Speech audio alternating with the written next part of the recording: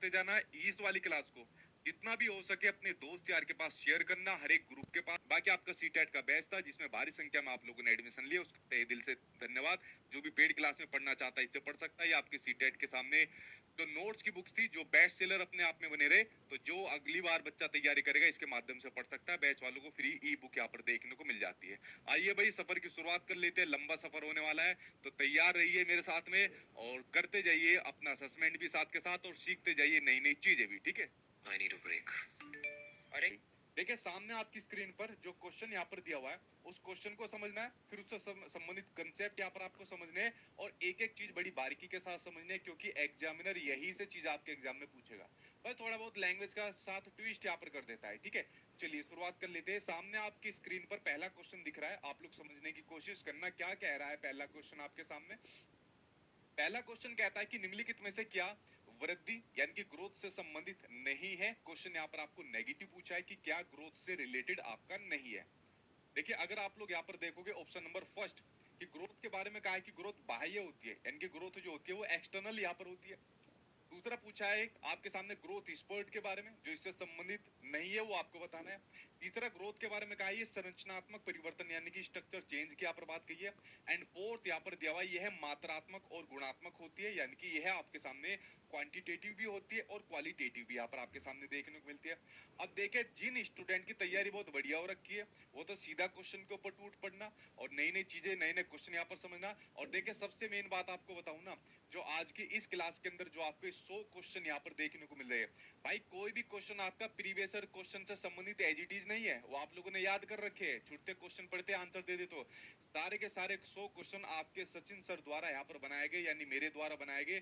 तो आप लोग सोच सकते हो कि पहली बार ऐसा किसी टीचिंग एग्जाम के अंदर देखने को आपको मिला होगा कि किसी टीचर के द्वारा पूरे 100 क्वेश्चन उसी सीबीएसई के पैटर्न पर या उसी एग्जाम के पैटर्न पर बनाए गए जिस प्रकार का एग्जाम आपके सामने यहाँ पर होता है। और मेरी सीबीएसई वालों से भी रिक्वेस्ट रहेगी कि क्वेश्चन बनाने के अंदर मुझे भी कभी शामिल कर लिया करे, मेरी भी थोड़ी बहुत तो नॉलेज यहाँ पर बढ़ गई होगी। ठीक है, तो ये सारे 100 क्वेश्चन नए हैं, सारे क्वेश्चन एक्सटर्नल होती है, यह आंतरिक नहीं होती भाई। ग्रोथ ग्रोथ जो होती है आंतरिक यानी कि इंटरनल नहीं होती है, ग्रोथ बाह्य होती है। यानी कि आप लोग ग्रोथ को बाहर से यहाँ पर देख सकते हो। सपोज किसी का वेट बढ़ गया तो आप लोग उसको बाहर से देख सकते हो, ठीक है। लेकिन सपोज किसी ने चिंतन करा तो चिंतन को आप बाहर से नहीं देख सकते भाई। तो चिंतन आपकी इंटरनल यानी कि आंतरिक प्रक्रिया है, लेकिन ग्रोथ को आप बाहर से देख सकते हो। अगर किसी बच्चे की मान लीजिए छोटा बच्चा था, आपने उसको कुछ समय बाद देखा तो बच्चा बड़ा हो गया, तो आपने कहा इसकी तो हाइट बढ़ गई, तो यानी कि उसके शरीर, क्योंकि ग्रोथ सिर्फ मात्रात्मक होती है तो क्वेश्चन नेगेटिव है, तो नेगेटिव का भाई क्या हो जाएगा, नेगेटिव का भाई नेगेटिव, यानी कि आंसर नंबर फोर्थ आपके सामने सही हो जाएगा। क्या आंसर नंबर फोर्थ आपके सामने सही हो जाएगा, जो कि आप लोग बिल्कुल ठीक यहाँ पर जा रहे हो। तो सबसे पहला जो क्वेश्चन आपने पढ़ा वो सबसे पहला क्वेश्चन आपने ग्रोथ के बारे में पढ़ा, और मुझे नहीं लगता कि ग्रोथ यानी कि वृद्धि को अब आप लोग यहाँ पर भूल पाओगे। ठीक है, चलिए सामने स्क्रीन पर देखते हैं सेकंड क्वेश्चन। सेकंड क्वेश्चन आपके सामने क्या कहता है, देखिए सेकंड क्वेश्चन आपके सामने कहता है कि निम्नलिखित में से कौन सी विकास की विशेषताएं नहीं होती है। क्वेश्चन अगेन आपसे नेगेटिव यहाँ पर पूछा है।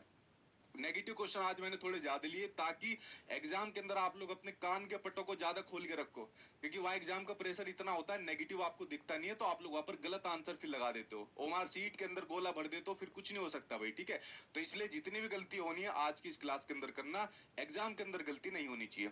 बताओ भाई डेवलपमेंट की कैरेक्टरिस्टिक्स यानी कि कौन सी आपकी विशेषता डेवलपमेंट की नहीं है वो आपको बताना है। चलिए भाई सामने आपकी स्क्रीन पर ऑप्शन आ गए। ऑप्शन क्या कहता है, ऑप्शन कहता है कि जो विकास होता है डेवलपमेंट होता है वो परिवर्तनों की एक प्रगतिशील यहाँ पर श्रृंखला होती है। ठीक है, जितनी भी चेंज यहाँ पर किसी बच्चे के अंदर यहाँ पर आते हैं उसकी एक प्रोग्रेसिव सीरीज यहाँ पर आपको देखने को मिलती है। क्या ये ऑप्शन ठीक है या ये ऑप्शन गलत है। सेकंड यहाँ पर कहता है कि एक क्रमबद्ध आपकी एक श्रृंखला होती है, सीक्वेंस में होता है जो आपका डेवलपमेंट होता है।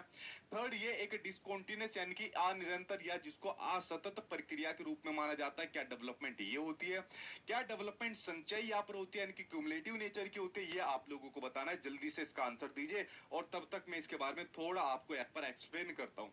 और मेरा थोड़ा भी कितना होता है वो आप लोग यहाँ पर स्क्रीन पर देख सकते हो। देखिए जब मैंने बात करी डेवलपमेंट के ऊपर बात करी तो सबसे पहला पॉइंट डेवलपमेंट यानी कि विकास के बारे में आ गया कि मात्रात्मक भी होती है। भाई जैसे वृद्धि डेवलपमेंट का पार्ट होती है तो हम लोग इसका मेजरमेंट कर सकते हो। तो पहली चीज तो क्लियर हो गई कि जब वृद्धि की मात्रात्मक होती है तो डेवलपमेंट तो अपने आप ही हो जाएगा भैया आपके सामने। लेकिन साथ के साथ तो एनसीईआरटी बुक के अंदर जो साइकोलॉजी की बुक आपके सामने, ठीक है, तो साइकोलॉजी की बुक आपके सामने एनसीईआरटी के, उसके अंदर आप लोग पढ़ोगे तो वहां पर ये विशेषता इसके बारे में दी हुई है कि आपका विकास संचय प्रवृत्ति का होता है, यानी कि परत दर परत आपका विकास होता है। कैसे होता है? कम्युलेटिव नेचर का। देखिए सबसे पहले लाइक आप लोगों ने अपना टीचिंग ट्रेनिंग कोर्स करा तो वहां पर थोड़ा बहुत आपने जितना भी सीखा, उसके बाद मान लीजिए आप लोग सीटेट का पढ़ने आगे तो जो पहले पढ़ा उसकी हेल्प से आप लोगों ने नया सीखा, फिर उसके बाद आप लोग आगे के एग्जाम के लिए पढ़ोगे तो जो पहले का पढ़ रखा है उसकी हेल्प से आप लोग फिर आगे का ज्ञान बढ़ाओगे, फिर आपकी जॉब लग जाएगी, आगे ट्रेनिंग चला करेगी, तो आपका ज्ञान तो धीरे धीरे बढ़ता जा रहा है। तो जो जो एक एक करके आप लोग चीजें सीखते जा रहे हो, यही होता है क्यूमुलेटिव नेचर, संचय प्रवृत्ति। आप चीजों को जोड़ते जा रहे हो, अपने अनुभव को जोड़ते जा रहे हो विकास के अंदर। तो एक क्यूमुलेटिव यानी कि संचय प्रवृत्ति का होता है। विकास में भाई खतरे होते हैं, हर एक प्रकार के खतरे होते हैं, शारीरिक तौर पर, मानसिक तौर पर, हर एक प्रकार के खतरे आपको विकास के अंदर देखने को मिलेंगे। अगर किसी बच्चे का विकास सही प्रकार से नहीं हो रहा, किसी बच्चा की चिंतन प्रक्रिया सही से नहीं चल रही, इमोशनली तौर पर बच्चा यहाँ पर ज्यादा मेच्योर नहीं हुआ, तो ध्यान रखना विकास में खतरे भी बहुत ज्यादा आपके सामने होते हैं। और विकास संपूर्ण जैविक और मानसिक संगठन को दर्शाता है, यानी कि पूरे के पूरे ऑर्गेनाइजेशनल एस्पेक्ट में यहाँ पर परिवर्तन लाता है, मतलब पूरे व्यक्ति की व्यक्तित्व में परिवर्तन लाता है जो आपका विकास होता है। हमारा व्यक्तित्व आज से पहले बता दे ये भी पॉजिटिव है। विकास एक आपका संचय प्रवृत्ति, ये भी मैंने आपको बता दिया। तो भाई ये तो तीनों हमारे यहाँ पर ठीक हो गए हैं। अगला पूछा है विकास एक डिसकंटीन्यूअस प्रोसेस है। देखिए डिसकंटीन्यूअस प्रोसेस बहुत पहले यहाँ पर इसको माना जाता था, जिसके समर्थक के तौर पर आपको कौन देखने को मिलते थे? जीन प्याजे यहाँ पर आपको देखने को मिलते थे। कौन? जीन प्याजे देखने को मिलते थे। लॉरेंस कोलबर्ग यहाँ पर आपको देखने को मिलते थे। कौन? लॉरेंस कोलबर्ग यहाँ पर आपको देखने को मिलते थे। और एरिक एरिक्सन यहाँ पर आपको देखने को मिलते थे। कौन? एरिक एरिक्सन यहाँ पर आपको देखने को मिलते थे। तीन लिखवा देता हूँ, इनसे आपको समझ में आ जाएगा। देखिए डेवलपमेंट की बहुत सारी डिबेट्स हुई और उस डिबेट्स में से एक डिबेट ये भी हुई थी जिसके अंदर बहुत सारे आपके जो साइकोलॉजिस्ट थे उनके अलग अलग विचार थे। कुछ साइकोलॉजिस्ट यानी कि कुछ मनोवैज्ञानिकों ने कहा कि भाई विकास जो होता है वो एक कॉन्टिन्यूस यानी कि निरंतर चलने वाली प्रक्रिया है, कि जो विकास होता है वो एक आपका निरंतर चलने वाली प्रक्रिया है, यानी कि आपकी कॉन्टिन्यूस तौर पर चलने वाली प्रक्रिया होती है। जब बात आती है आपके सामने कॉन्टिन्यूस तौर पर चलने वाली प्रक्रिया है, यानी कि विकास एक निरंतर प्रक्रिया होती है। बच्चा माँ के गर्भ से लेकर मृत्यु तक आपका जो है कुछ ना कुछ विकास कर रहा होता है। तो जैसे आपके सामने ले हुआ है उसके आते तो वो निरंतर चलने वाली प्रक्रिया के रूप में मानते थे। बट कुछ और मनोवैज्ञानिक लाइक आपके जीन प्याजे, लॉरेंस कोलबर्ग, एरिक एरिक्सन, इन्होंने कहा कि जो विकास होता है वो अवस्थाओं से होकर गुजरने वाली प्रक्रिया है। कैसा? जो स्टेजेज होती है, अवस्थाएं होती है, उनसे गुजर कर बच्चे का यहाँ पर विकास हो रहा होता है। जैसे आपके जीन प्याजे की मैं बात करूं, अभी आप लोग इसको पढ़ोगे तो इन्होंने चार अवस्थाएं बताई। तो बच्चा पहली अवस्था में कुछ सीखेगा, दूसरे में सीखेगा, फिर तीसरे में सीखेगा, फिर चौथी में सीखेगा। सेम बात आपके कोलबर्ग ने कही या एरिक्सन ने कही। इन्होंने कहा दुनिया के अंदर प्रत्येक बच्चा इन्हीं अवस्थाओं से गुजरेगा तभी वो यहाँ पर सीखेगा। तो दोनों के दोनों भाई साहब ने या इन्होंने क्या बात बताई कि ये जो अवस्थाएं होती है यूनिवर्सल होती है। इन अवस्थाओं को क्या माना? इन अवस्थाओं को इन्होंने यूनिवर्सल माना, यानी कि इन अवस्थाओं को इन्होंने माना सार्वभौमिक, कि दुनिया का कोई भी बच्चा, कोई भी व्यक्ति, चाहे मैं हूं चाहे आप हो, इन्हीं अवस्थाओं से होकर यहाँ पर गुजरता है और इसके अंदर चेंज नहीं किया जा सकता, बल्कि इनके अंदर चेंज किया जा सकता है। आपको पता भी है, वो मैं आगे आपको बताऊंगा जैसे जैसे जैसे क्लास चलेगी। तो डेवलपमेंट बहुत पहले इसको डिसकंटीन्यूअस प्रोसेस माना जाता था, लेकिन जो डेवलपमेंट की डिबेट यहाँ पर हुई इसका कंक्लूजन अब ये है कि डेवलपमेंट एक निरंतर चलने वाली प्रक्रिया है, कंटीन्यूअस तौर पर चलने वाली प्रक्रिया यहाँ पर होती है। तो आंसर यहाँ पर आपका थर्ड सही हो जाएगा, क्योंकि क्वेश्चन पूछा है कौन सी विशेषता नहीं है, तो नहीं है का आंसर आपके सामने ये थर्ड आंसर यहाँ पर आपको देखने